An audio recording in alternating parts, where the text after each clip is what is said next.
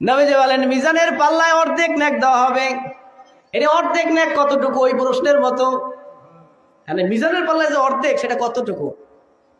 তাফসীরের ভিতরে আছে মূসা আলাইহিস সালাতু ওয়াস সালাম আল্লাহর কাছে প্রশ্ন করেছিলেন, রব্বুল আলামিন আমি আপনার কাছে একটা দোয়া চাই, যেই দোয়াটা পড়লে আপনি আমাকে সবচাইতে বেশি ভালোবাসবেন। এটা জোরে বলেন না।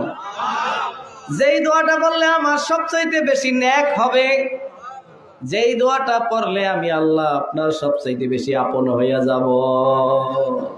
আল্লাহ বলেন মুসা তুমি বলো লা ইলাহা।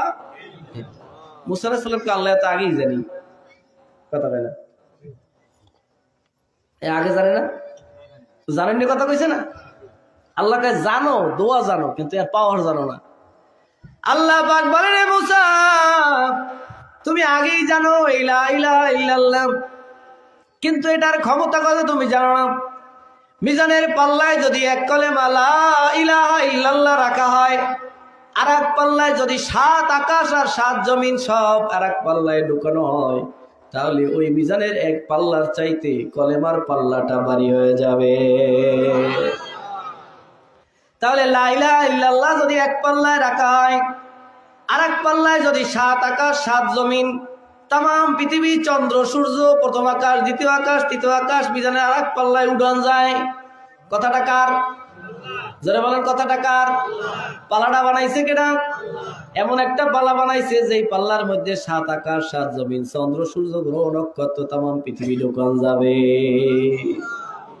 আর একটা জোরে কর।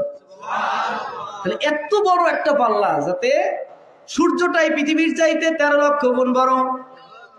এই পৃথিবীর মতো 13 লক্ষ পৃথিবী যদি এক জায়গায় করা হয়, তাহলে সূর্যের সমান হবে।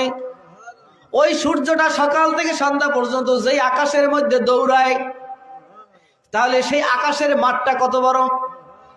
ওয়াসিআ কুরসিয়্যুস সামাওয়াতি ওয়াল আরদ, সূরা আয়াতুল কুরসির এই আয়াতের তাফসীরের ভিতরে জালালাইনের মধ্যে এসেছে প্রথম আকাশের তুলনায় পৃথিবীটা এত ছোট্ট। পৃথিবীটা যদি একটা বুটের মতো হয়, একটা সরিষার দানার মতো হয়, আর ওই সরিষার দানাটা যদি একটা মা বোনরা কুলা দিয়ে ঝাড়ে না চাউল, কথা বল, এই কুলার মধ্যে যদি একটা সরিষার দানা থাকে, কুলার এরিয়ার চাইতে ওই সরিষার দানাটা কত ছোট, কথা কয় না। সরিষার দানা